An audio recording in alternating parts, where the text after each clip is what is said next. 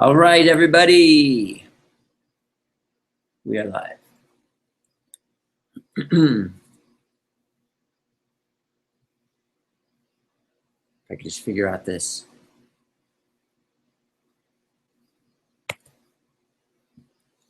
This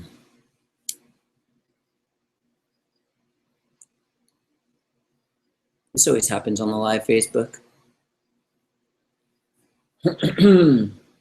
All right. If you want to ask questions, go to news.therawfoodworld.com/live. We are live, rocking the house here in Vilcabamba, Ecuador. And there are 0 questions. I'm waiting for Facebook to come on because right when that happens,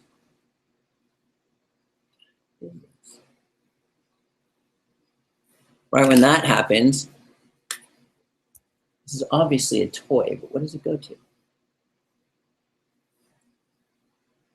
Anyways, there'll be lots of questions there too.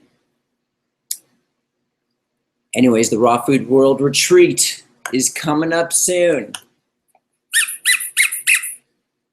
We are seriously 3 weeks away.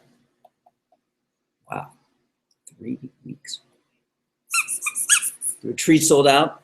If you want to be on the waiting list, you can let me know because cancellations usually do happen. There were a group of people who were put on the waiting list and we had cancellations and they took up those spots. So if you want to be on the waiting list, you can just contact customer service, support@therawfoodworld.com, or just go to our website. Dude, what is going on? This is what it looks like, guys. That's what Facebook Live looks like right now.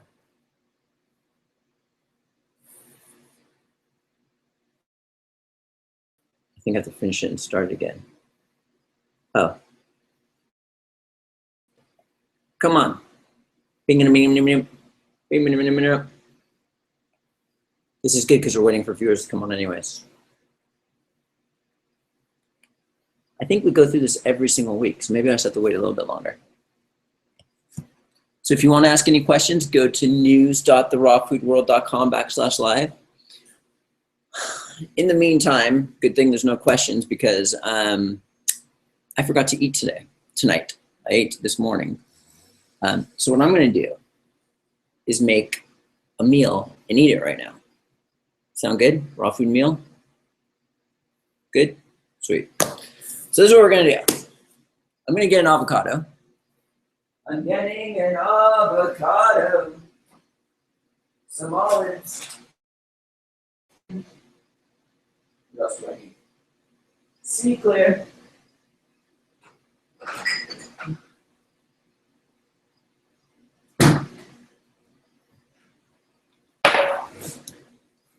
Oh man, I just got to retry this. This ain't working. And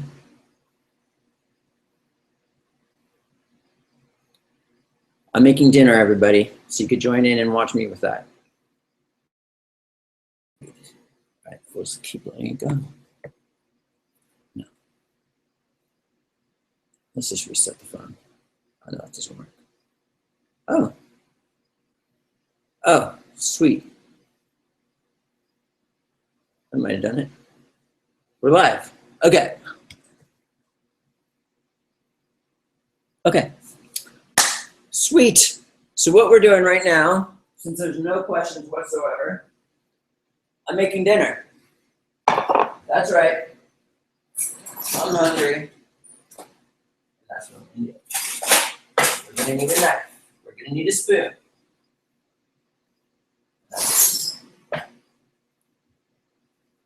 What am I missing? Okay.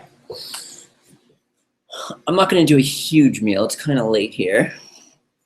What I'm doing is I'm making dinner for everybody to see what I've been doing lately. The first move, since there's no questions, if you want to ask questions, you could do so at news.therawfoodworld.com/live. What we got here is a nasty avocado. Let's see if there's another one.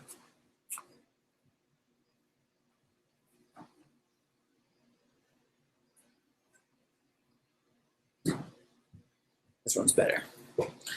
Okay. We're going to cut this avocado here. And we're going to go like this. We've got some new research, clinical studies. I've been studying information. We're going to share it all in a minute. But nobody's asking me any questions. If you want to ask questions while I make my food, you can go to news.therawfoodworld.com/live. What I'm making right now is like way good. It's very tasteful. So what we're going to do is put avocado in here like that. I only ate once today. I'm kind of not even hungry. Usually probably because I'm doing the hangout. It's like but sometimes you got to do what you got to do. Hey, we got a question, everybody. Let's take a look. Thomas loves avocados. Awesome. Me too. These Ecuadorian avocados are pretty good.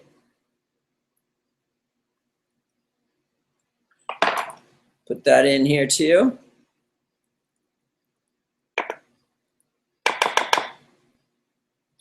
For breakfast, let me tell you what I ate today. And I'll give you guys some, I'll tell you about the nut butter tip.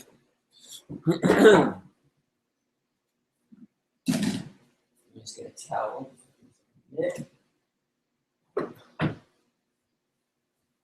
Then put this avocado back.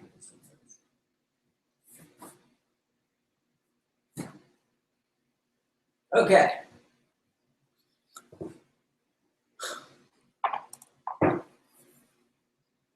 What's up, April? I'm making dinner, April. We got lots of viewers, but not that many questions today. So what I'm going to do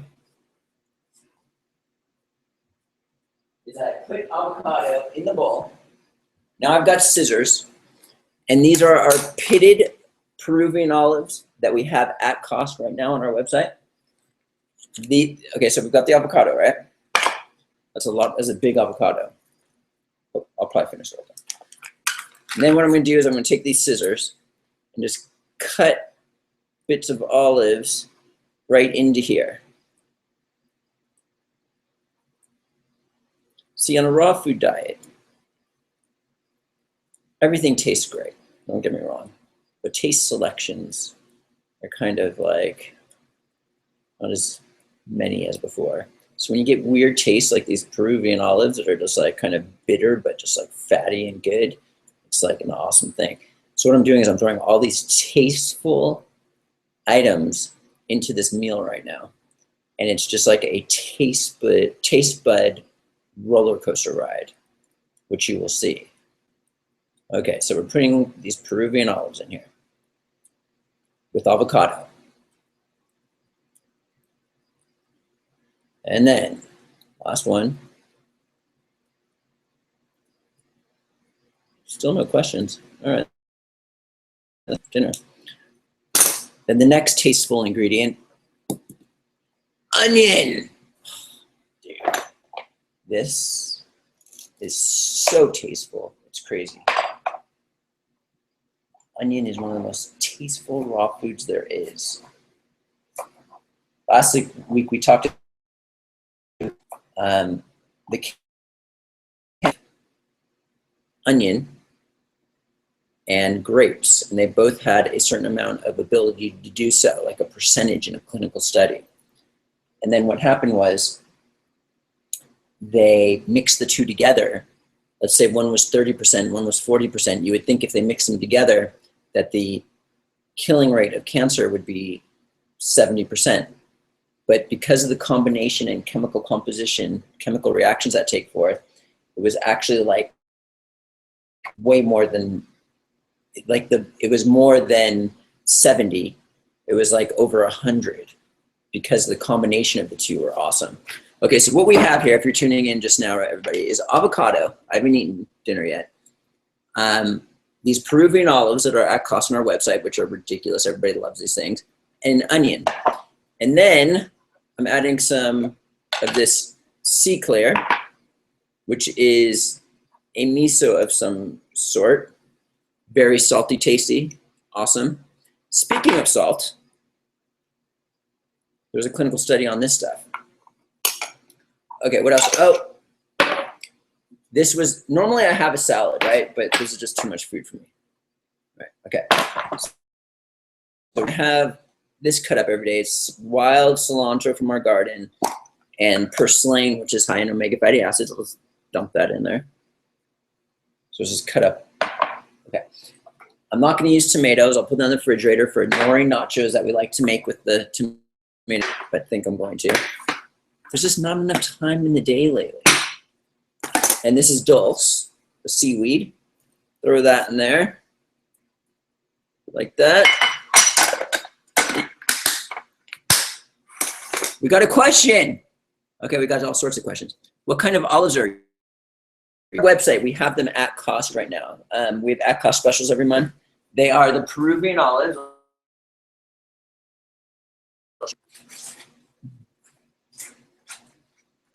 Just go to our website. They're ridiculous, guys. They're just really good. And type in Peruvian. I'll just put in olives. I'm just gonna mix it all up like this. My fatty meal. And it's just way tasteful. It's like got the most tasteful raw foods in the. So we've got avocado, onions, these Peruvian bitter-like olives that are fatty and soft and amazing, sea clear, which is some kind of miso, avocado, dulse, cilantro, and purslane. I could throw tomatoes in, but like that's enough food already. Look at all that. And then we got lettuce here. I usually make a salad with this type of stuff. But before I get started fatty meal, I like to take Rishi spore oil. Ding, ding, ding, ding. And then another thing, just more fat, is Omega Zen EPA DHA product. Dun, dun, dun, dun.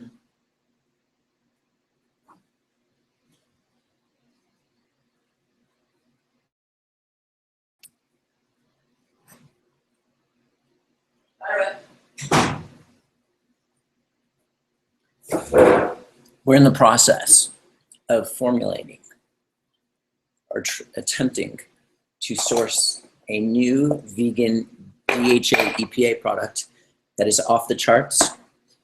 We're trying to see what is possible, but that will come later. Okay, so before I start eating here, let's see what kind of questions we have. Oh, good. I miss what you're making. Looks good. I love avocados. That looks so good. What's up, John? I missed what you're making. Okay. What's the best way to stay raw in the United States and living out of the grocery store? What would you eat? All this stuff is available in the US. I usually go to the farmer markets in California when I'm there. I've never had a problem eating raw anywhere I go in the world. I've even been to many third world countries like Morocco. It's just raw. See, this is really tasteful, guys. We've got Peruvian olives and it's just good. And what I'm gonna do right now is I got this bowl of lettuce leaves. I'm gonna make a wrap. Like this. Just like that. Go like that. I hope I'm not annoying anybody by eating. It's just been a hectic day. You know how that is sometimes. Oh, look at all the comments now. All right. Sarah Lee from New Zealand, welcome. Hey, I get to join for 20 minutes. All right, Jasmine, you got any questions? What about cold states? I've never had an issue. I've been to Canada. Getting me hungry here, sipping rice. You guys, first off, you don't need to be raw. It's probably not even the most ideal diet in the world. There's actually certain aspects on the raw food diet that are difficult to get. Certain nutritional aspects, and what I'm trying to do right now, it's kind of like our superfoods kit. I've created for us to get raw vegans to get all the nutrition we need, even though it's not available in all raw foods, all the requirements. So I'm in the process. I'm not going to mention anything right now, but there's certain things that are very difficult for raw foodists to get that isn't even talked about, and I haven't even mentioned this type of thing, and it's coming soon. I'm going to be taking this, eating this stuff on an ongoing basis every day, and then there's nothing, now I have everything I need. It's pretty much what's going on. Just for vegans.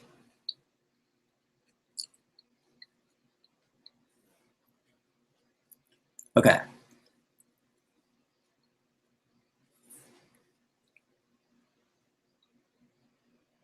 I have a question for you. What probiotic would you recommend to use in daily use and would be good for making coconut yogurt as well?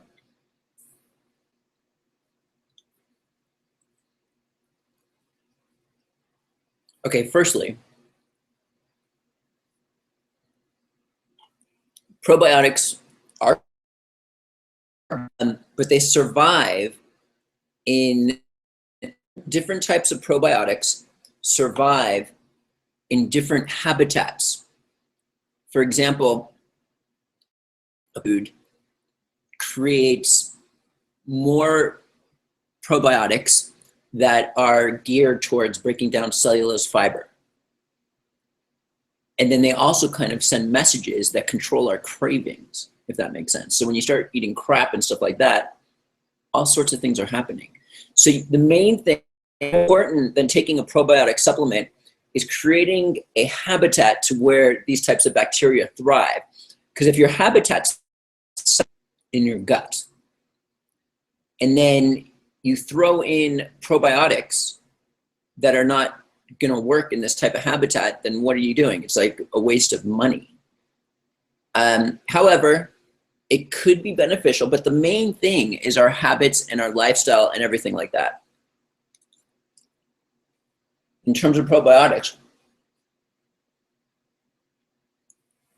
for making coconut kefir,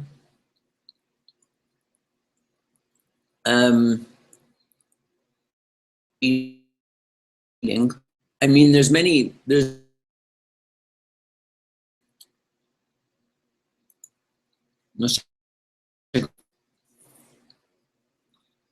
I like to take the symbiotic probiotics, but the thing is, I don't think that's good for making coconut kefir.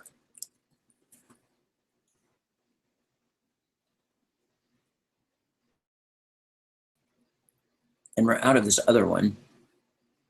I mean, I would just try to get a probiotic that is fillers, which is hard to find. And you could probably even make coconut kefir without probiotics if you want. No, you probably would want probiotics. You can try the symbiotic ones, but just try to find a natural probiotic without fillers in it, like maltodextrin and stuff like that.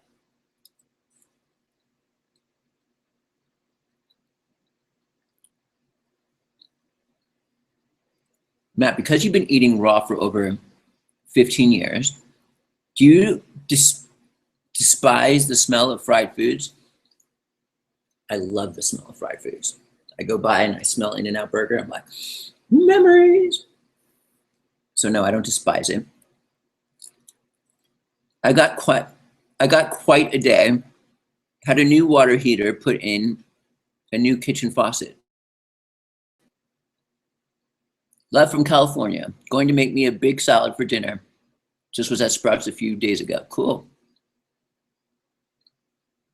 What's up, Amanda from Colorado? Okay, Jasmine's got a question. She's only here for 20 minutes.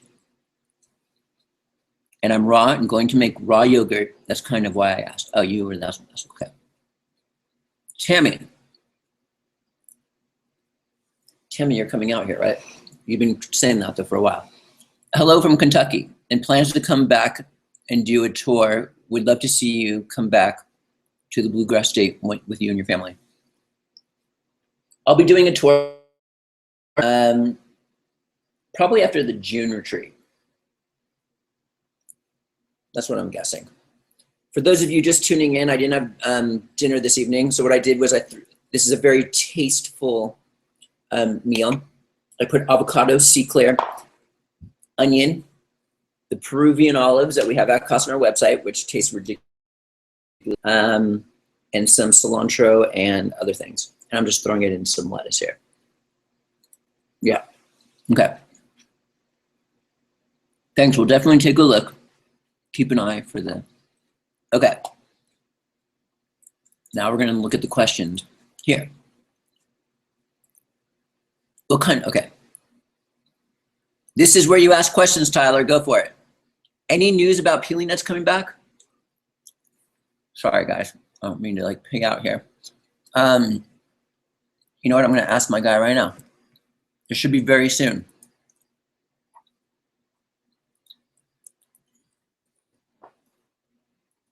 It should be like a week maybe. I don't mean to brag, but when they were in stock, I brought a bunch out here and they just arrived. It's for the retreat though. I do a peeling nut demo, so I needed them. Critical. Critical. Okay.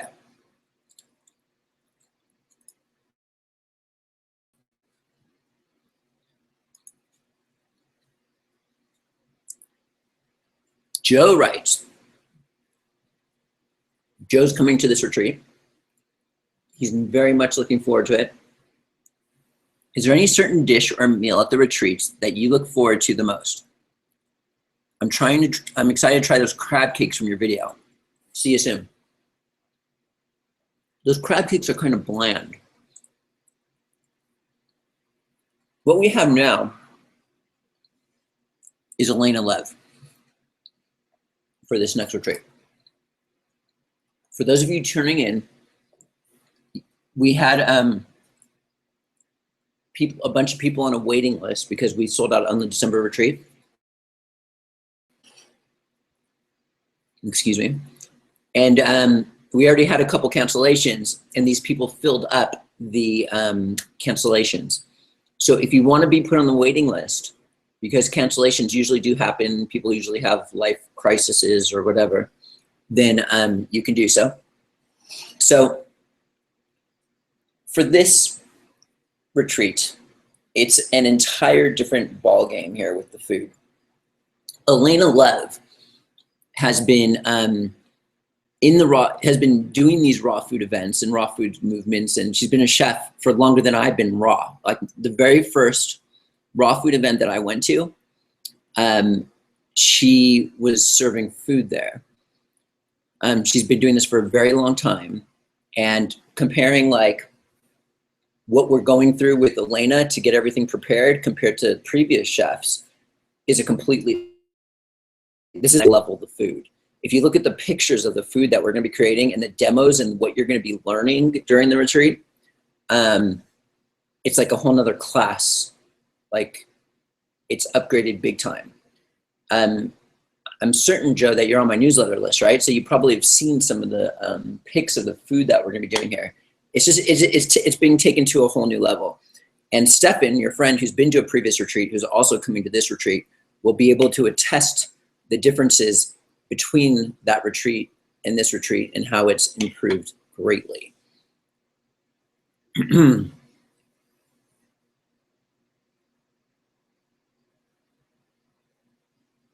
Okay. I haven't done much research on lions, man. My skin looks great. How old are you again? 41. Matt, do you follow this guy? What do you think of his methods? I don't know anything about that guy. Okay.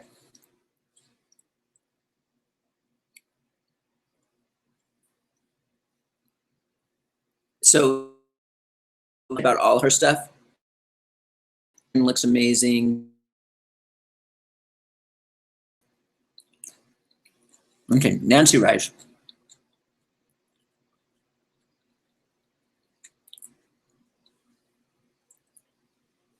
Does it feel safer in Ecuador than here in the States? Seems like things are going crazy. Do you mean things are going crazy in the States, Nancy, or things are going crazy in Ecuador? I feel safe wherever I am.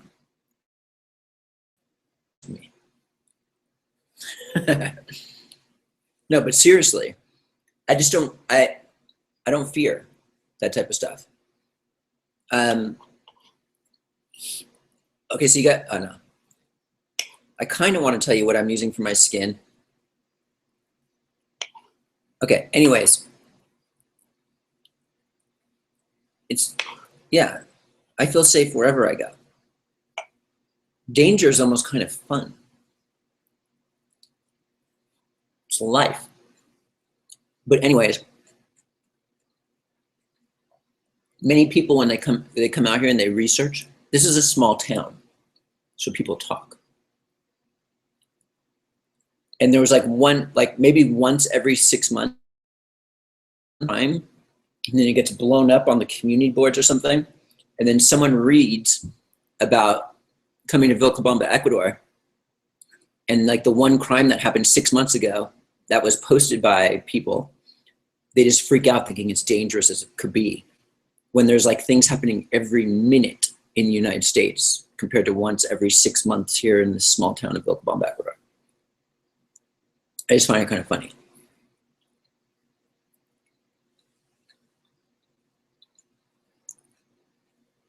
Do you ever put salmon in your salad? No. I'm a raw vegan, not for ethical, moral purposes, but for other weird reasons. No, I've been on a 100% raw food diet. I'm kind of addicted to the feeling of being high from this type of diet. Matthew Blackburn is back in the house. I'll answer your question in a second. There's someone before you. Do you know the differences between the Oceans Alive supplement and the Quinti Essential supplement? I have taken both. They're completely different. The Quinti Essential has all the minerals the body needs. Phytoplankton isn't really for minerals, even though you get some. It's more about chlorophyll, nutrition, omega fatty acids, things like that. While the Quinti Essential is like pure minerals. And minerals is the greatest deficiency. Do I have any out here? I brought them to my office so I don't forget to take them. Is the greatest deficiency in the US due to like depleted soils and stuff like that. I'm almost done with my meal here, guys. Okay. Matthew writes, is the DHA EPA oil that you're considering as a new product yellow algae? Algae, and I have to keep it under wraps right now. Just until it's done. I gotta be the first to bring it out. What do you think of long-term water fasting, say 26 days? I hear it will balance all nutrition in your body out. Okay, so I'm just gonna stop eating, it's annoying me. Okay. Okay, so there's no need to long-term water fast. Some doctors have stated, naturopathic doctors have stated that when you fast for more than 7 days, I'm not saying it's true, the long-term impact can impact your brain and stuff like this. Me personally, I'm not a big fan of water fasting for long periods of time. I don't recommend it.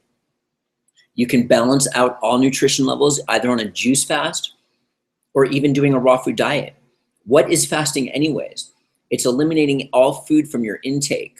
When you do a raw food diet, you're eliminating all food from your intake except for vegetables, fruits, nuts, and seeds, which is practically just water, 90% water. This right here, this piece of lettuce, is probably like 80% water or more.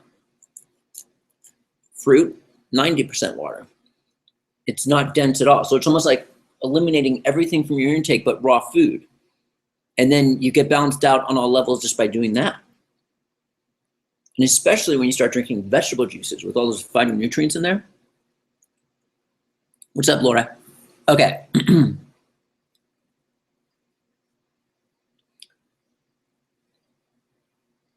What's my view on coffee? How long did it take you to get grounded when you went all raw? I'm still working on that. 17 years later. No, it took me about 16, 17 years. I say I'm about ready now to be on a raw food diet without any issues. Were there any heavy detox symptoms you had or seen in others? Yeah, I've seen lots of others. I kind of cheated the process when I went raw because I kind of did lots of enemas and cologne. And that pulls the detox out. That's why it's such a very powerful tool to use when transitioning. You just don't want to get addicted to it like I did back in the day. I haven't done that in like 2 years now. Coffee, there's many clinical studies showing about it and the good effects about it. You can't deny that there is stimulation there. It affects your adrenals and things like that. I think if people are going to do it, they just need a little bit in the morning. But with that being said, generally many people are on the standard American diet eating poorly, and they drink coffee also and drink soda and all these other things.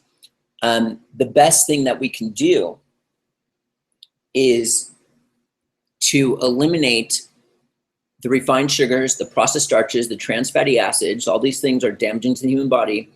These are the things that are causing us to go on pharmaceutical drugs.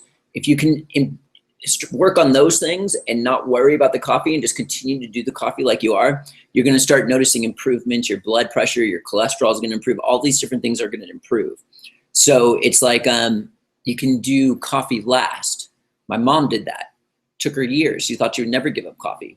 But then she finally took her health to another level to where she just did this final detox after 2 years of being where she's purged. And then she finished that purging of being sick.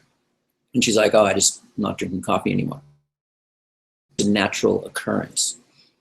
Since we're talking about the standard American diet, I was just reading a clinical study that if people were to lower their salt intake by 15%, it would reduce the risk of sudden heart attacks by 22%, no, strokes by 22%, and like 14%. And that's worldwide by simply eating 1/2 teaspoon less per day of salt. And if you think about that, okay, first off, most salt out there is really bad. Like the table salt that you see at McDonald's, or just any salt that you see at restaurants, what they put in there. It started out as sea salt. They heat it to thousands of degrees temperatures. They add things like chemicals and even aluminum ingredient in there. And then it turns purple, the salt, from all the oxidation. So then they bleach it white, and then it looks like salt again. And then they put that on your food. And there are studies showing that as soon as you eat salt, it messes up with your arterial function. It is also responsible for varicose veins. And it stops an enzyme that knocks out like a ridiculous amount of free radicals every minute, like every second, I mean, like thousands. It was like, I can't even remember the number. So anyways, salt is not the ideal food that we see in most foods. And here's the main food sources in America where salt's being consumed. For kids and teenagers up to 20, The main food with salt is pizza. For people over 51, the main food is bread. And for people between 20 and 50, the number one food that people are eating that are causing high levels of salt in their diet, which is causing higher risk of heart disease, sudden heart attacks, and strokes, is chicken, due to the salt that they have added and other ingredients that are injected into the chickens. So if we can decrease our salt intake, if all America were to do this, billions of dollars of drugs, pharmaceutical drugs, would be eliminated per year. It's crazy what is going on there. So eliminating salt intake is a very good thing. And they're saying 15% less salt is what their suggestion. And they're saying, so if you were to eat a half a teaspoon less per day, if that's 15% of what people are eating, the amount of salt they're eating per day, people are eating chips, pretzels, all these pizza, all these other things. It's just pretty crazy. So then we look at natural salts. Do we have to worry about natural salts like Celtic sea salt, Himalayan salt, all these other salts? Well, for example, when I make a meal, and if I'm gonna add some salt to it, what I'm gonna do is I'm very critical with it. I just take a very small pinch. And they're saying reduce a half a teaspoon of salt every day. Like, I can't even imagine putting a half a teaspoon of Himalayan salt in here or my meal. That's just crazy. Maybe in like a whole entire raw food recipe that's gonna be split among many people. Anyways, so here we go. Amanda writes, meals like this one. Would love more recipes like this. Yeah, it's really good. Okay, so Tammy writes, my daughter is expecting a baby and going to do raw food diet. It's a long one. Okay, and do a raw food diet with baby. What foods would you start a baby on? I know about fruit and vegetables and pureeing. What do you recommend first foods for newborns other than breastfeeding? Any recommendations would be great. Well, the number one thing that I recommend is EPA and DHA. You could right now we have the Omega Zen plus EPA on our website. Peeling nuts are coming in very soon, he told me. I'm gonna know more tomorrow. Okay, so EPA and DHA is critical for the brain development of the child. And if a woman doesn't get enough of this in her diet, and especially if you're on a raw vegan diet, where are you gonna get that from? You can do ALA, which converts into it, but you want copious amounts when you're pregnant. So if having enough EPA and DHA, what's gonna happen is the child is going to steal it from the mother, which is gonna take it from her brain. This is why pregnancy brain happens with women when it's going on and stuff like this. Juices, I feel important for the mother. For my child, I don't want her eating a 100% raw food diet. My daughter, Araya, eats 100% raw with eggs. She's 100% raw foodist and she eats eggs like every other day or something. I try to just give her the egg yolks, but she likes the whites sometimes too. The egg yolks is where all the nutrition is. She's a growing girl. She needs lots of stuff. So that's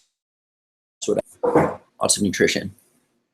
The very first food that she ate, I believe, was cucumber with avocado in it, maybe. Banana, maybe. Oh. Speaking of enemas, how many a day a week can you do? I've been doing them every day, 2 times a day, but I'm newly raw. Okay, are you trying to heal from a disease?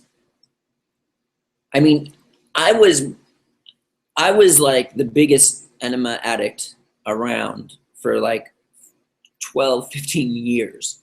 And I never did it twice a day. That's just crazy. So my recommendation is not to do it that often. In the beginning, I did it like once every week or two.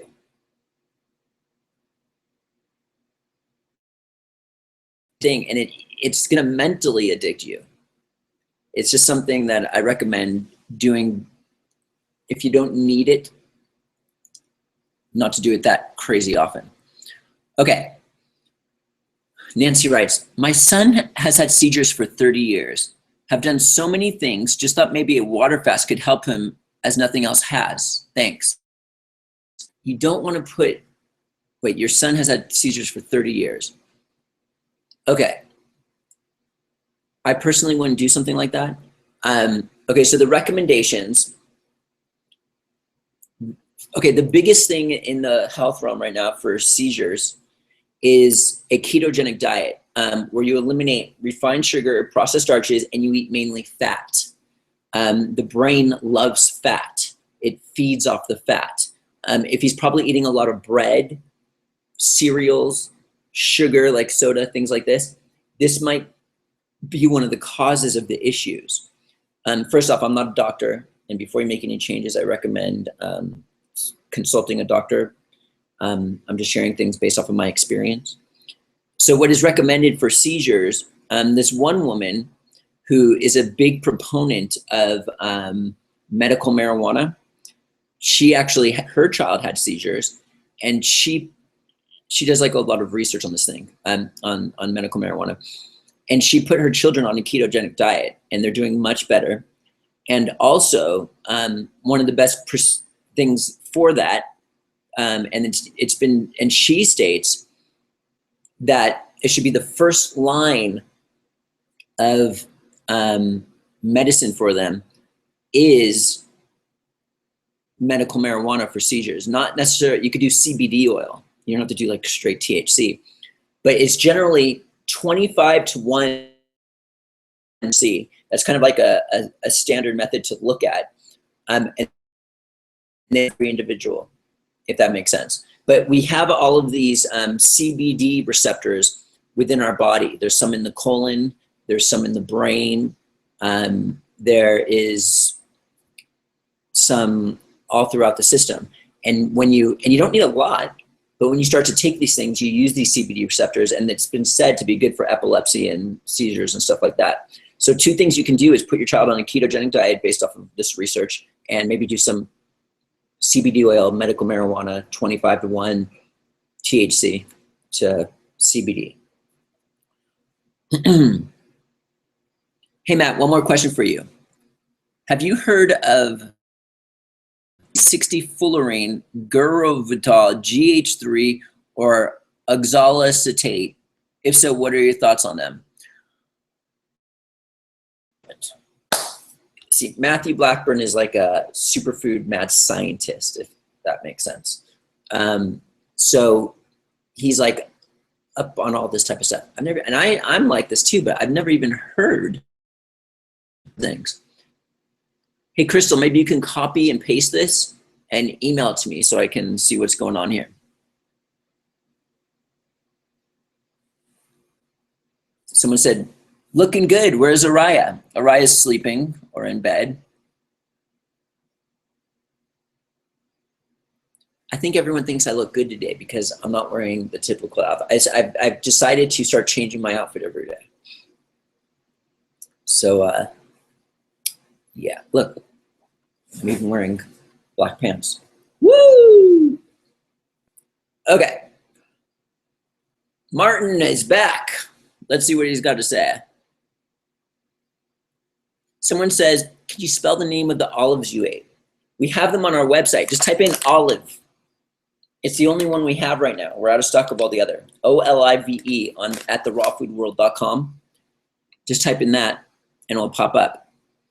Earlier, if you're just tuning in, I made my meal. I didn't finish it because I can't stand talking while eating, but I ate 3/4 of it. It's very tasteful. I put olives, onion. You're very limited on taste with raw foods, but I got everything tasteful in here.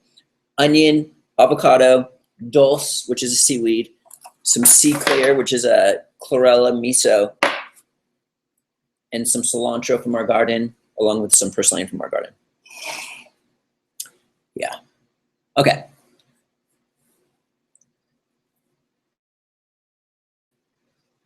Darylyn writes, and Matthew, you want, everybody does it.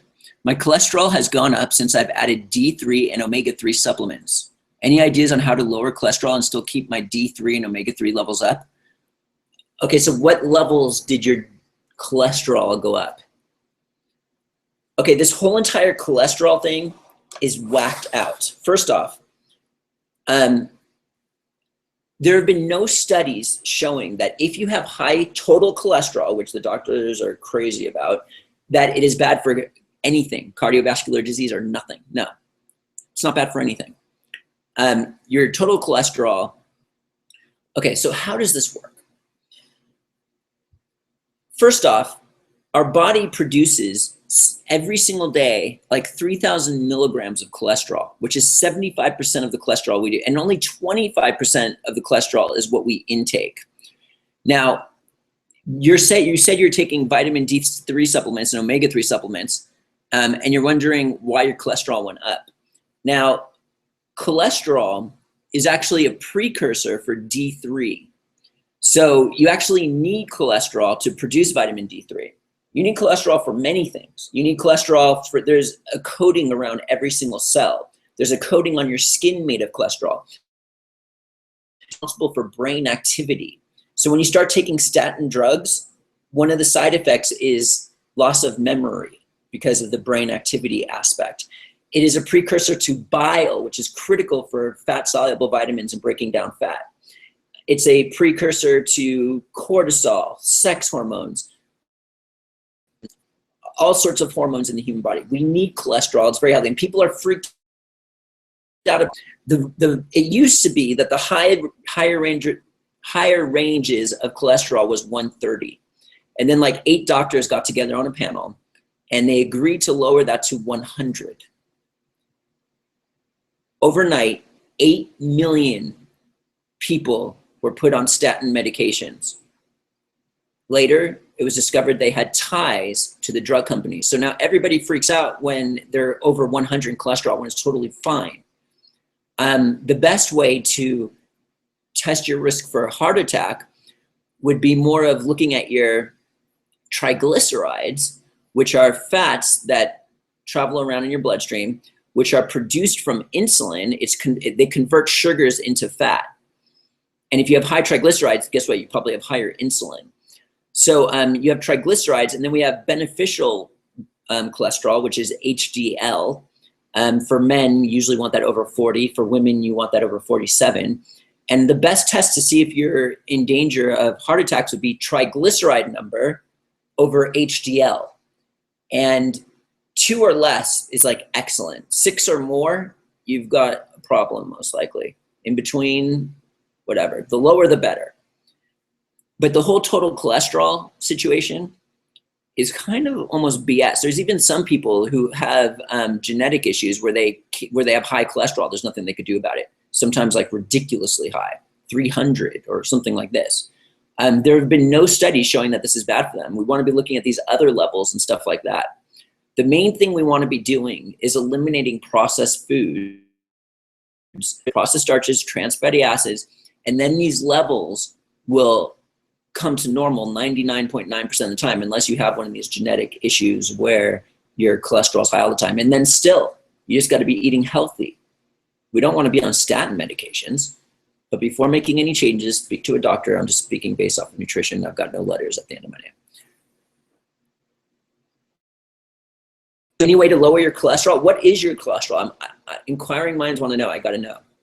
So what you want to do is just eliminate processed foods, eliminate refined sugar, processed starches, trans fatty acids, and you should be good. That's bread, Coke, pasta, things like this. You could do brown rice pasta. Okay. Last week, you told me to contact customer service. Chase did a very fine job responding and handling my requests. Usually we only hear about when things go wrong. Just wanted to commend you and Chase for the excellent service. That's awesome. Yeah, Chase is amazing. Okay. I'm in Ontario, Canada. Okay.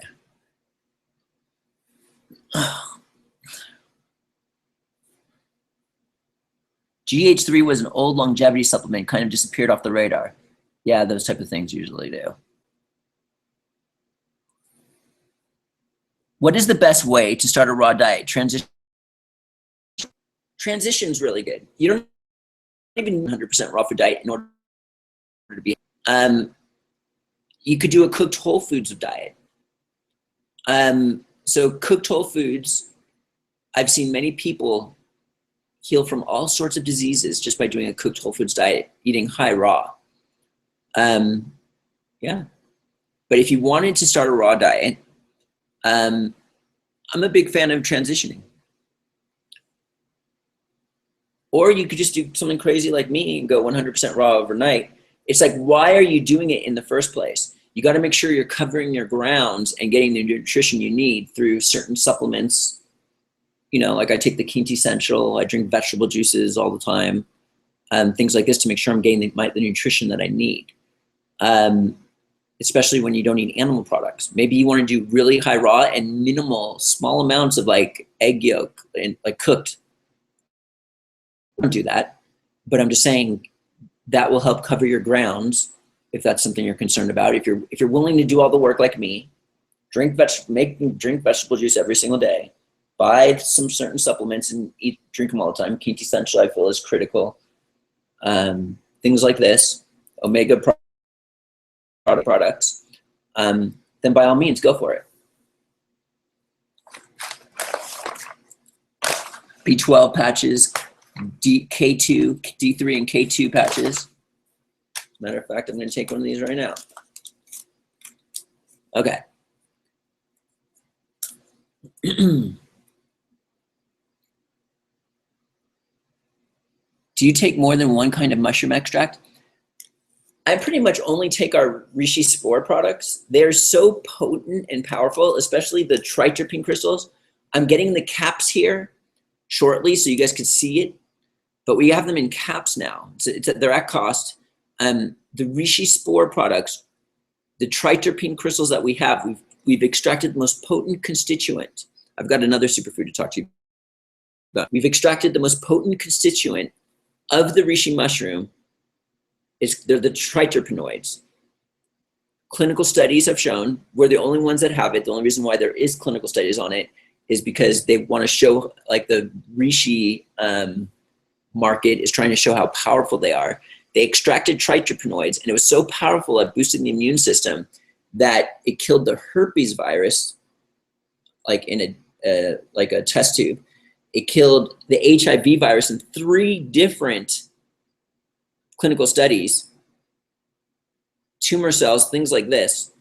And we pretty much have that in a capsule or in powder, which is really bitter. Like the most potent constituent of the Rishi mushroom, the most active ingredient is extremely bitter. I love to just take that straight on my tongue. And I fly when I take this stuff. Let me see if I have any right here. It's probably better. I just ate, so. Okay.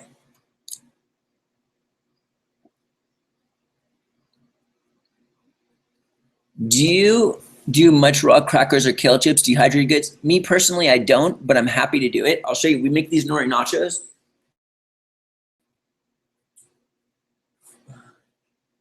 Right here. And we also make coconut chips, spirulina coconut chips. These, I'm going to teach people how to make these. I think I taught you guys already. At the retreat, I teach that. Okay. But they're good, you know. How can we best raise HDL, which is the beneficial cholesterol? HDL is not even beneficial cholesterol. Okay, so this is how it works.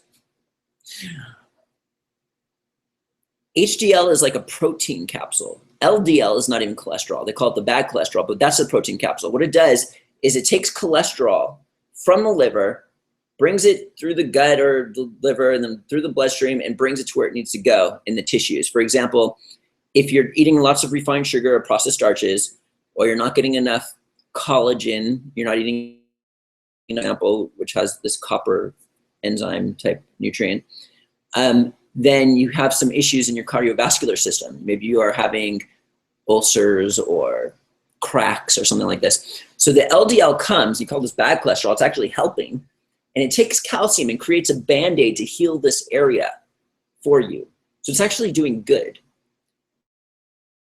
Where it's not the LDL that's the problem, it's our habits that are the problem. Eating Coca-Cola, crazy amounts of bread, processed starches, lack of nutrition creates the issues within our system. So then LDL comes in and heals it, but then it starts to build up because you don't fix the problem. You don't heal, you don't eat healthier.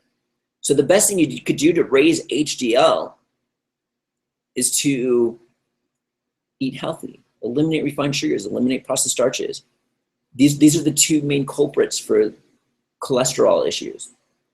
So LDL goes and heals the issue, and then HDL takes it away, takes the excess cholesterol and dismantles it in the liver.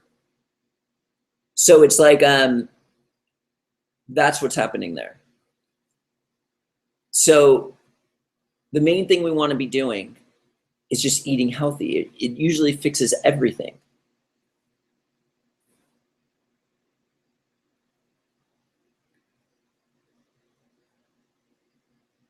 Mark Bryan says, transition, good advice, over 3 years. Now I'm 80% raw. That's awesome.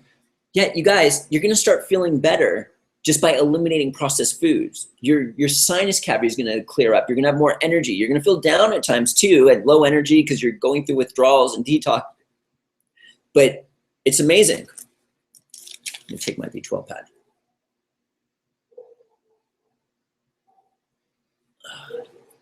I'm gonna put one of each on. K2, this is B12. Okay, first off, the B12 patches are ridiculously awesome. Just as many vegetarians, animal protein eaters have B12 deficiency as same as vegetarians. There's an intrinsic factor to where you need an acid stomach to unbind the B12 for absorption. People these days, everybody's on this alkaline kick. So their stomachs, for example, become too alkaline. And then this is where all the magic occurs to pull in minerals, to pull in collagen.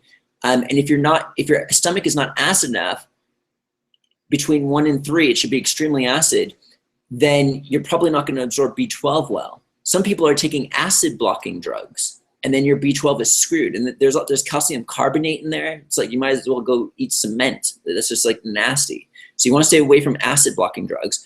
But you want to make sure that your stomach's acid. And one of the main issues is everyone's on this alkaline kick. So they're drinking alkaline water.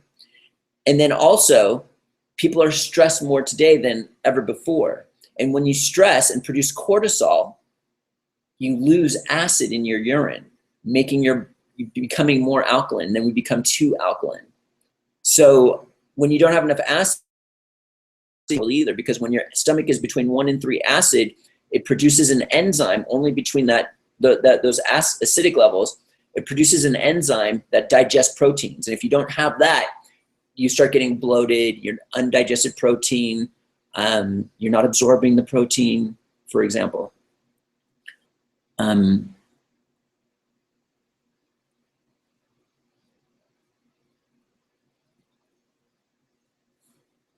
What was the question there? Oh yeah. Hi Matt, it's Natalie, the message. I know who you are, Natalie. Natalie came to a previous retreat. She says she misses me. I miss you too. She's saying, best I ever felt my entire life, still off the sugar. That's pretty impressive. If you go to our retreat website, Natalie is the one who was on a video with the chocolate balls, who was going crazy over those. And I think she's, you know how YouTube has like a still picture? That's her. Okay. Can you believe it? Sugar withdrawal is no joke, and it's everywhere and is everything. P.S. I met my soulmate while there. Because I will bring him there soon enough for our honeymoon retreat. Who is it? I think I know who you're talking about. But that's awesome. We would love to have you back, Natalie. Okay, so here we go. Just last week, no. Also, I look forward to taking Quintessential starting tomorrow. Any recommendations on the best way to take it? Morning, evening, with, without food? I like to take it without food. Like, it's just best to take it that way. So it's more absorbable. Or avoid certain food, medication at time of dosage. Medication, gotta figure out the medication aspect, guys, is like, we gotta watch out for that. In juice, straight from container, etc. You could do it with juice if you wanted. I just take it on an empty stomach by itself sometime throughout the day.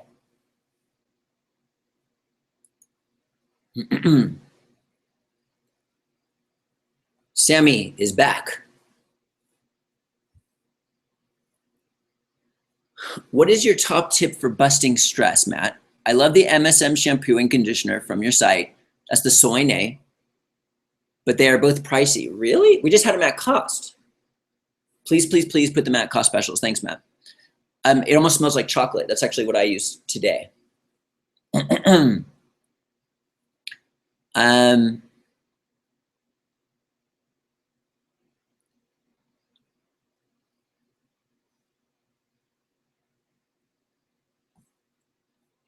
Well, I talk about it kind of every day, Sammy, about every hangout. My top tip for stress is kind of like, you know, when we get angry, there might be kids around or something, and our reaction is like, take this and just like throw it against the window or something.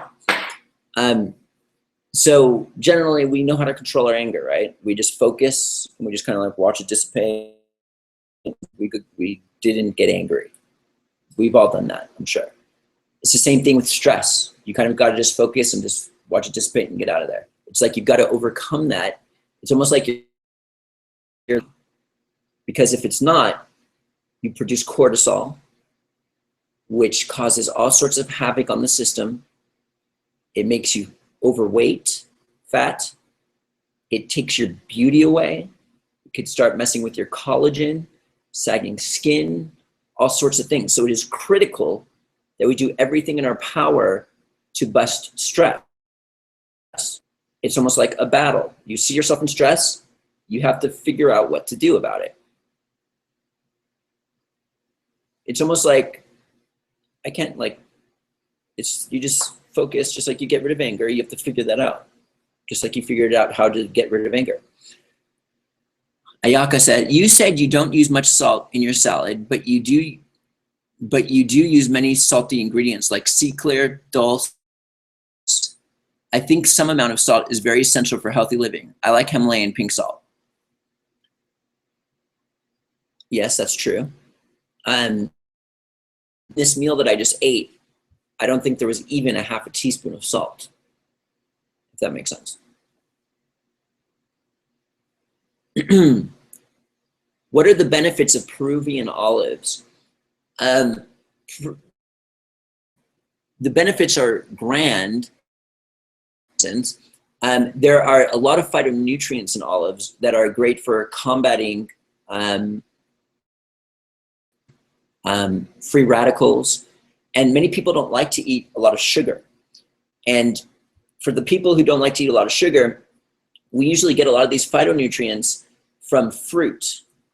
So olives are actually a fat source that is extremely high in it. Furthermore, there have been studies showing that it's really good for the gut microbiome. A person eats animal protein, it kind of can mess around with don't get freaked out by this.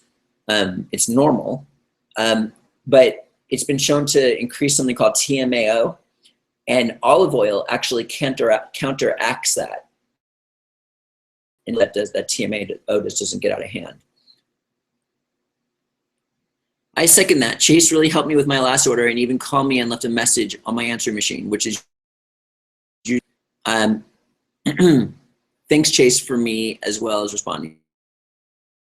Lisa Martin, this is so confusing to me. You are talking about lowering salt intake, which I agree, but most of the info insists that putting salt in your water, just a pinch, will help dehydration not occur.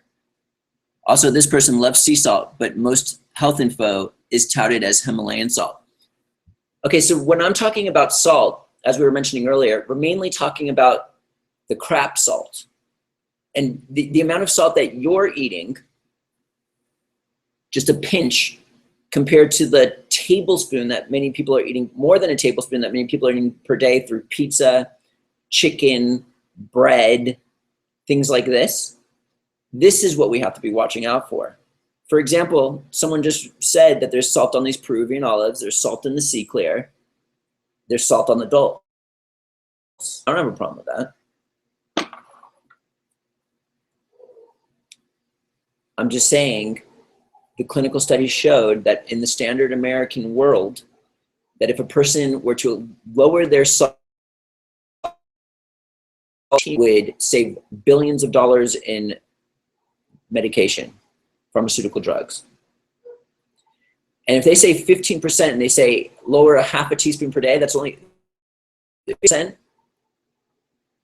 How many teaspoons per day? If people were to eat 15, if 15% equals a half a teaspoon, that means 1 to 2 tablespoons of salt per day. That's way. Speaking of coconut chips, I wish you had unsweetened plain coconut chips and flakes in your store. That will probably happen. Not many companies make them raw. Also, I like your Raw Food World products. Awesome. Okay, back to the Facebook questions.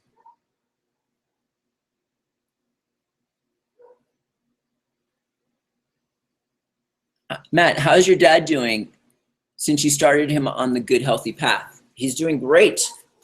He's doing great. I'm actually gonna put a D3 patch on now with the K2 in here.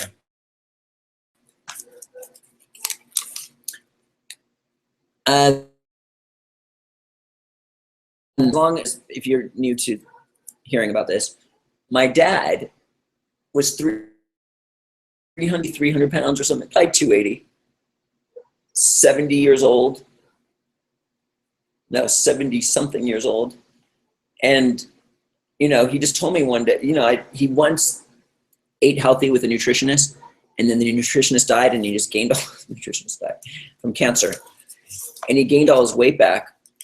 Woo, these things are just like. And I just said, Dad, why don't you just eat healthy? And he's like, I'm too weak. What can I do about that? So I just let him be happy and let him do what he wanted for like years, 5 years, eating fast food, Kentucky Fried Chicken every day. So I came up, all of a sudden, ding, I came up with this idea. What I did was Google.com. My dad's in California, and I typed in his city, and I typed in nutritionist, and I looked for the hottest nutritionist there was. Sent my dad there. Boom, my plan worked. He has lost all his extra weight. He is looking. It's been like 2 years now, probably. He's doing great. He probably is going to live an extra 20 years because of that. Brilliant. Okay. Here we go. We want me to last.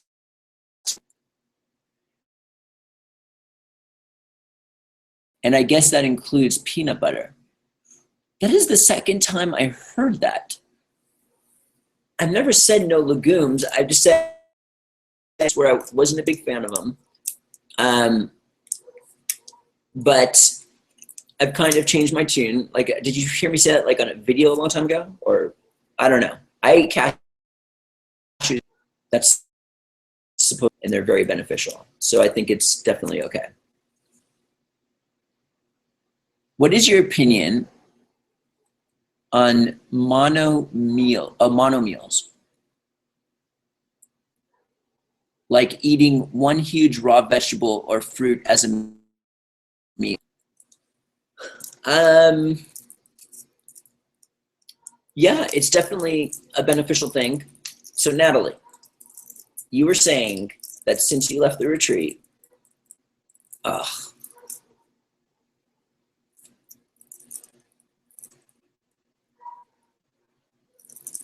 Facebook disconnected for a second. We're waiting for it to connect back in. Okay, in the meantime,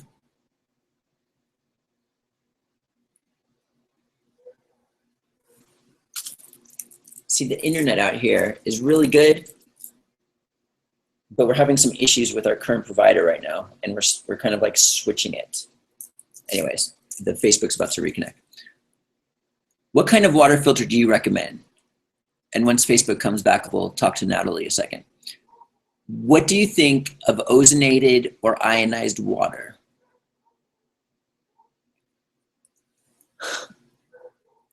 Okay, so water is a very touchy subject for many people. I don't even like talking about it much because then if I say one thing, the other camp goes crazy. Number one is stay away from alkaline water. I can't stand that stuff. Alkaline water is no good. This is what we were talking about earlier. Natalie, I'm going to come back to you. The Facebook crashed for a second, and then I'll answer your question. But I'm in the middle of another question now. The ozonated water, okay, so alkaline water is a no. And the main thing is my favorite type of water is the most filtered water possible. Least amount of TDS in there. Just get rid of the junk. I drink distilled water only. I only do 32 ounces first thing in the morning to flush all the toxins through. Drink vegetable juice, natural liquids, a lot of it.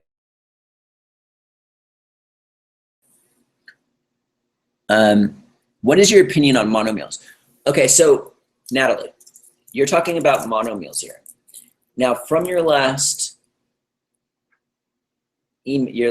question here, you were saying since you left the retreat, you have kept eliminating refined sugars, which is very impressive from where you came from. That's like ridiculously good. Right? How's your acne doing? Are you done with the whole Accutane crap? Because we got to talk about that. I've been studying about that stuff. You don't want to be taking that ever. But anyways, so it sounded like, okay, you've eliminated refined sugars, but you're still doing this, this, and this. Okay, so mono meals are good. It's very easy on the digestion and it goes right through you. But it doesn't necessarily, if you're trying to digest a meal fast, maybe you're eating lots of meals frequently in a day, that's one thing. But if you're eating certain things, like, I don't know, even if you're eating cooked whole foods, mono meals are good, but it's like not necessary, if that makes sense. It's like what I used to do is try to make my digestion perfect. And then I would start food combining really well. And then when I started food combining really well, I became stuck there. Before I wasn't food combining, I felt good, but I wanted to feel even. I adapted to food combining really well. But then if I did this again, I would feel it more, even worse. It's like you're bringing it further than you need it to be. But if you're still eating concentrated foods and you're doing mono meals, it's not going to really make a difference because you're eating those concentrated foods and you're not going to adapt to this because you're adapted to the concentrated foods. So mono meals are good. They digest really fast.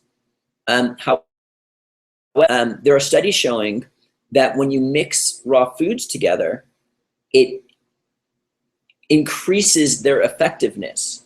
For example, there was a clinical study where they took raspberries that had this amount of antioxidant power, we'll say 20, and then they took adzuki beans, which had 25 antioxidant power. They put them together to eat them. You would think it would have 45 antioxidant power. However, it had 70 because of the mixture of the two. That's why at the retreats, we do certain mixtures of vegetable juice that have been proven time and time again to be extremely beneficial. If you think the antioxidant power and cancer killing power in these whole raw foods are powerful, now we're taking micronutrients from a Norwalk juicer in their most bioavailable form. And it's almost like a potion that just blows your mind of how beneficial it is to the human body. It's just crazy. And then over here in Vilcabamba, we've got the biodynamic garden, mineral-rich soil, composted like crazy, many issues in the States with depleted soils and stuff like this. You never know what you're getting. We're using the Norwalk juicer. It's just crazy, the differences here. So it depends how you look at it. The hottest nutrition is nice trick. I know. Okay. Were you about macular, which is layman terms, impaired vision caused by leaky blood vessels in the eyes? No, I didn't really look that up. Crystal, write that for me. I'll take a look at it. Okay, so Natalie's saying almost no acne, only from monthly hormones. What monthly hormones are you taking? See, when retreat members come on here, I've got to like grill them and like, you know, it's fun. So Natalie, can you let us know what hormones you're on, and then I can like give suggestions if you want them. Because generally when we take hormones, we're putting the gland that produces the hormone to sleep. And there's certain, and many doctors don't really understand the true causes of what's going on there. So if you want to just tell me what you're doing, unless it's too private, then we can discuss it. Is juicing more beneficial than eating the whole fruit or vegetable? It seems a loss to eliminate the fibers. Well, it depends what you're trying to accomplish here. For example, it is the new big thing today is leaky gut, the gut microbiome. And the gut feeds off of these natural fibers. It's like one of the best ways, eating raw food and whole food, to create a gut microbiome that is very diverse and beneficial. It creates short chain fatty acids that goes after inflammation. It helps seal the gaps of the leaky gut. It creates crazy amounts of, they replicate the beneficial bacteria to where when you eat healthy raw food, if you eat 1 ounce of healthy raw food, 2 ounces comes out of your poo, because one of those ounces is the beneficial bacteria because of all the replication that occurred. I get like 1 pimple just before my menstruation, not taking anything. Oh, I get it. That's cool. That's cool. That's cool. So, what else are you eating? What are you eating that's not raw? Okay. I believe that jungle peanuts are better to eat raw than regular peanuts. Yeah, absolutely. We even have jungle peanuts. I eat jungle peanuts also. What are your thoughts? That includes raw jungle peanut butter. I love jungle peanuts in both forms. Yeah, they're good. Maybe you can't see my questions. Oh no, I already answered that. Okay. Look at that, guys. It's like the amount of viewers we have is bumping. Okay, this is what I want to talk about. Since we're talking about hormones, I want to talk about some new research that has been done. And I want to pull out a superfruit here real quick.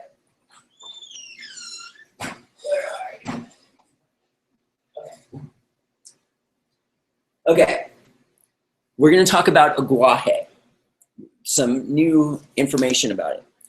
Now, last time we, when we introduced aguaje, it went nutso. Like, people are very interested. We've got a lot of incredible testimonials, and people are still getting it. But there were a lot of people who were scared to take this. And I'm going to kind of give you the inner workings about what happens when you take aguaje.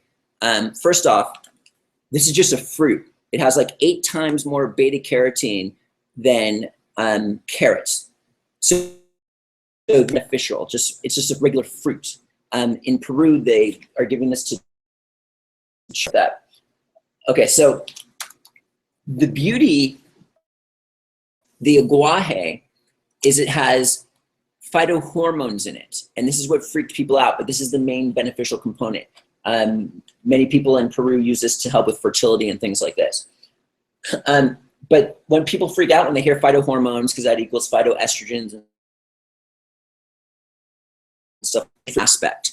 But there are clinical studies showing that phytoestrogen-rich foods, or phytohormones, actually have pro-estrogenic effects and anti-estrogenic effects at the same time. Now, how is this even possible?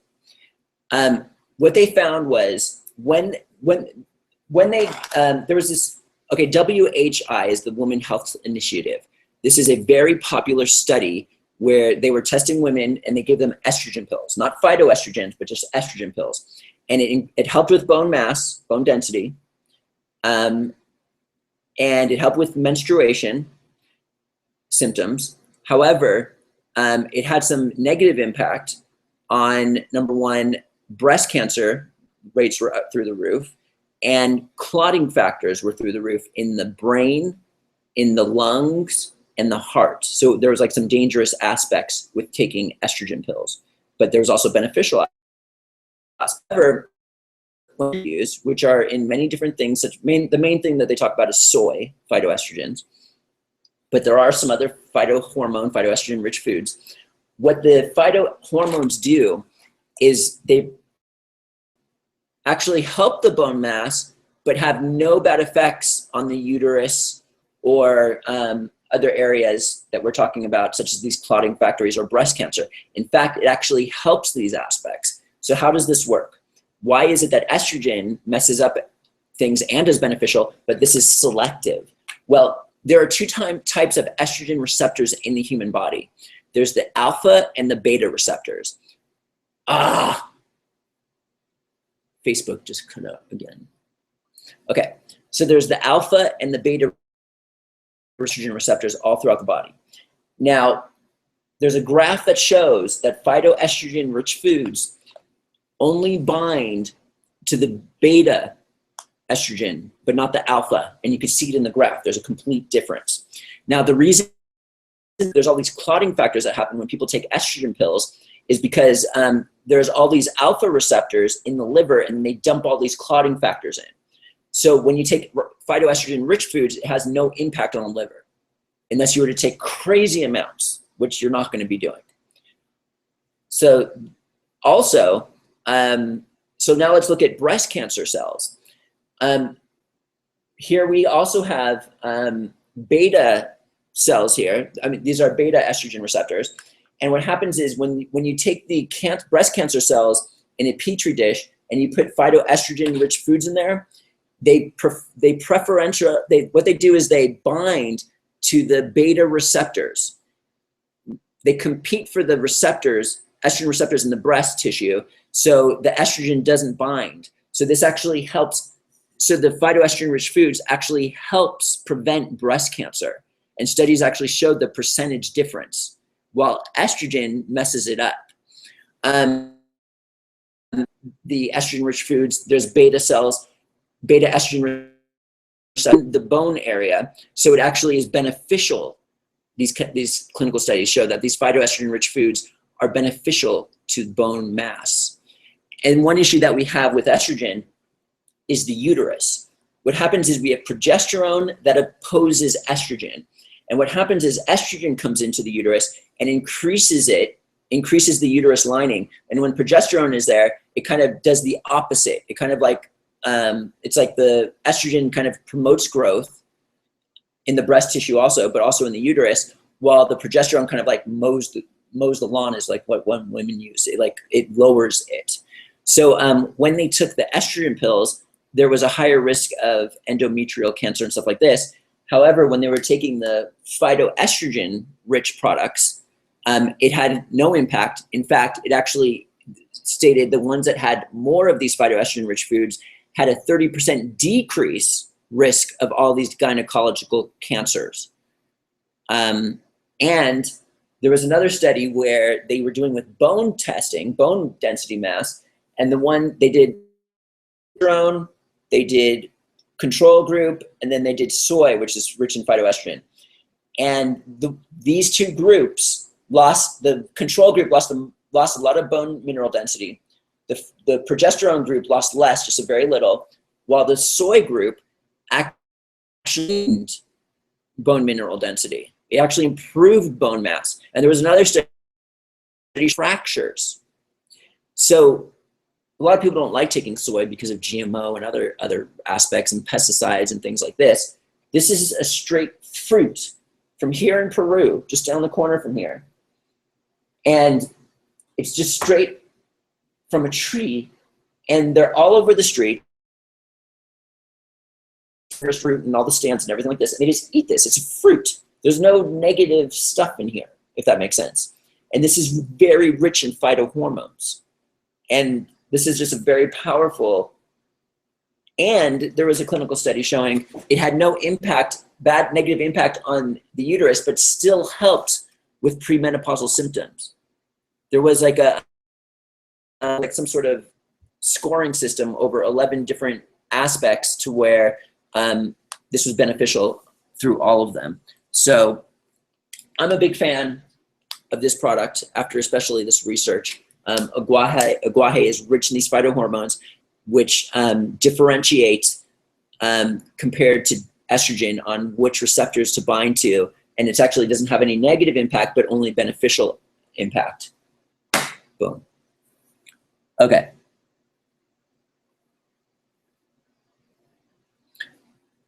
How do you feel about caffeine and yerba mate? Enjoy coffee, not particularly excessive, 2 to 3 cups. How do you feel about caffeine and yerba mate? Enjoy coffee, not particularly excessive, 2 to 3 cups. I mean, to a guy like me, 2 to 3 cups is like, if I were to have an ounce of coffee, I'm going to do it. I just want to see what's going to happen. I would just be, it would seriously be like a drug,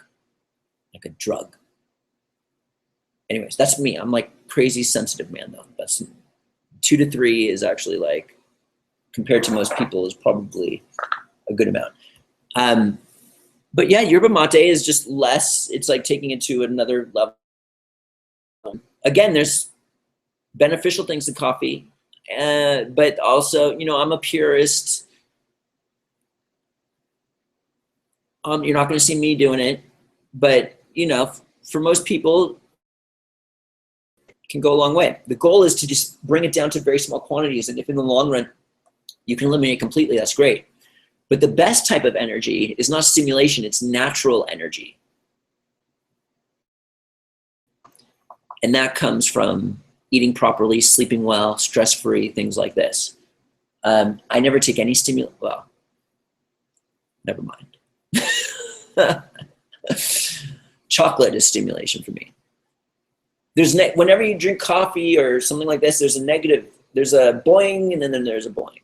There's a consequence. And what I like to do is like stay in the middle to where I don't have the bum. But that bum is sometimes pretty fun. I get it, you know? I like that.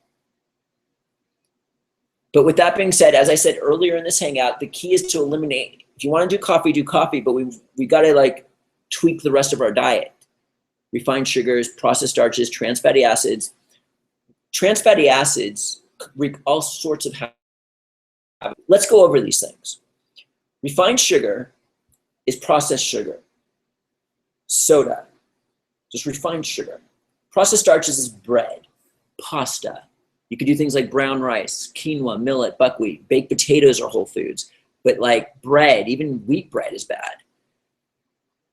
Gluten. So we want to eliminate processed starches. And then trans fatty acids is like, there's 2 types of things we got to watch out for. Hydrogenated oils, like canola oil, and oxidized cholesterol, which is like fried foods. Now, when you take these types of foods, what happens is you block a lot of enzymes actually, and you also can block the absorption of fatty acids when you are eating trans fatty acids. And if you're eating processed foods, you're pretty much getting trans fatty acids. You don't even know it. Some of the labels don't even say it because they're in lower quantities. But it blocks enzymes that fight cancer. It blocks enzymes in the reproductive area, so you can run into infertility, dysfunction, and stuff like that. Heart disease, you know, all sorts of things. Okay, so here we go. All right, Natalie doesn't seem to be here anymore answering my questions. It seems like I can handle my abuse. Okay. Okay. What was the phytoestrogen you held up? I missed it when you froze up. It's filled with phytohormones. Just some people call it phytoestrogen. This is aguaje. It's on our website. This whole entire bag will last you forever. I think it's 20 bucks. You can use your coupons and stuff like that. Aguaje, aguaje. It's a very good thing. And it's going to give you the vitamin A, and other vitamin E is in here, and other things like that. Okay. Do you ever drink wine? Okay, so when I first went raw 17 years ago, and then maybe like 2 years into it, you know, I went on a date, and you know, I had a glass of wine. I didn't really get high. It was like too much for me because I became so sensitive. I didn't realize it. I ended up sick. So then I went on another date, and I was just like having little sips. And like I would just take a sip and you would just feel it like going down like warmth. And just seriously, like 3 sips, I was like, just, I don't want to say drunk, but you know, it's pretty crazy. And then probably one time since then I've done it within the last year. So I've probably done it 3 times in the last 17 years. Just taking sips, like flying, like, but the thing is, like, when drunk, put it this way, I was in a drunk state from like 3 sips of wine, right? But I have the ability to control it to where I'm not like, ah! So I rarely, 3 times in 17 years is the amount of wine I've done. All right. Eating fermented foods before or after the rest of the meal, what's your preference? It doesn't matter. Doesn't matter. Some people have issues with fermented foods due to like histamine allergy issues because it could produce histamine. When I did this raw vegan ketogenic thing and I was attempting to eat lots of coconut water kefir, I was drinking like crazy amounts. That's why I'm drinking cucumber juice now. It was just way too much. Like you can do too much. Yeah, so it's a very good way to have beneficial bacteria, but just by eating salads, the beneficial bacteria feeds off of the fiber there. Cashews it does this with, lettuce, like all raw foods. Resistant starches is very powerful with this type of thing, such as beans, unripe bananas, asparagus. These things don't break down in the digestive tract and they make it all the way to the beneficial bacteria, and then they just go haywire on it. So these are different foods you can do.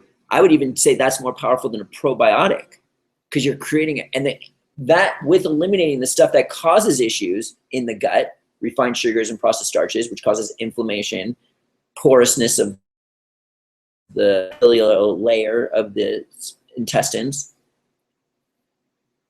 Eliminating those are even more important than the raw food. So you eliminate those for your gut bacteria and leaky gut, and then you introduce raw foods. And you could do cooked whole foods also.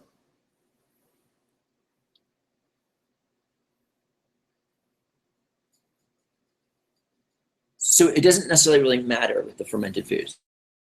Mucus growth tumors. Have you ever heard of pseudomyxoma? No, I haven't heard of any of that stuff.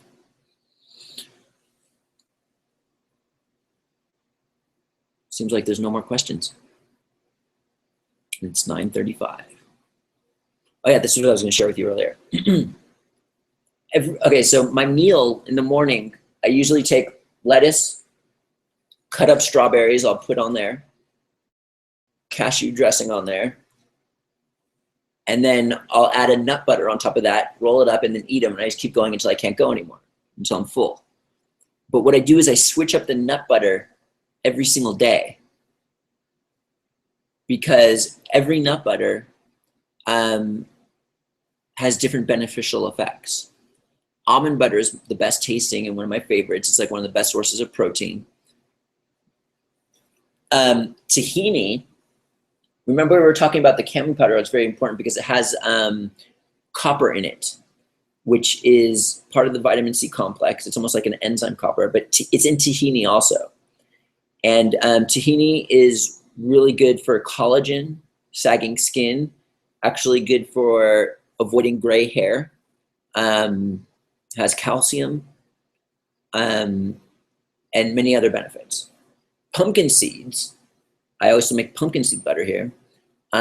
This is high in phytosterols, which is extremely good for enlarged prostates and prevention of that. Those are from the pumpkin seeds. Actually, many medications for prostate issues uses pumpkin seeds inside of it. It's high in protein.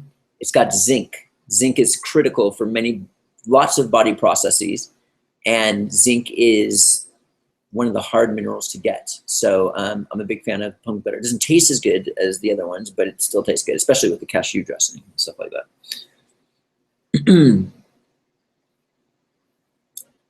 All right, guys. Unless we got any more questions, here we go.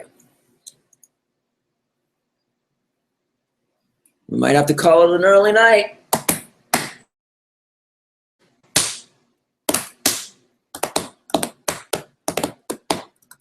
Is there any other new information I want to share with you?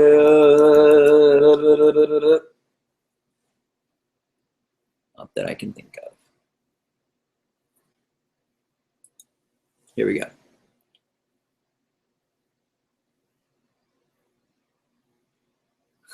Tahini is good for sagging skin. Whoa, who knew? Which one do you recommend? Okay, this will be the last question we're going to call tonight. It's the collagen aspect that we got to watch out for in terms of sagging skin. We actually have a tahini on our website. It's by Living Tree. That's my favorite. We also have Dastinies on our website. That's stone ground, while this other one uses a slicing method. They're both really good. But the main aspect is collagen. So there's a lot to do with that type of thing, which we will talk about next week. It seems like everybody's tuning out now. All right, guys, we're gonna call it a little bit early. This is probably the shortest hangout we've ever done. Normally we go 2 hours. Our bodies break down raw sesame seeds, or should they be ground? You just gotta chew them. That's good. I stone grind them. Yeah. Okay. Everyone's gonna be drinking tahini, eating tahini now because it's good for sagging skin. There's other aspects you got to watch out for too. You got to make sure your stomach is acid because of stress. Many of us have alkaline stomachs, and we're on this alkaline water kick. Apple cider vinegar, like a tablespoon or two in water, just to see if that helps people. We need that for collagen because many reasons. One, for minerals that we need, because minerals are needed for enzyme activation to build skin collagen aspects. So we need an acid stomach for that. But also protein doesn't break down, which is what collagen is formed from, if you don't have 1 to 3 pH acid. So apple cider vinegar might help with that type of thing. And then there's the whole stress aspect. All right, guys. I think we might be doing steam room tonight, so we're gonna call it quits. Thanks for tuning in, everybody. It's been a fun one, and we'll see you next week.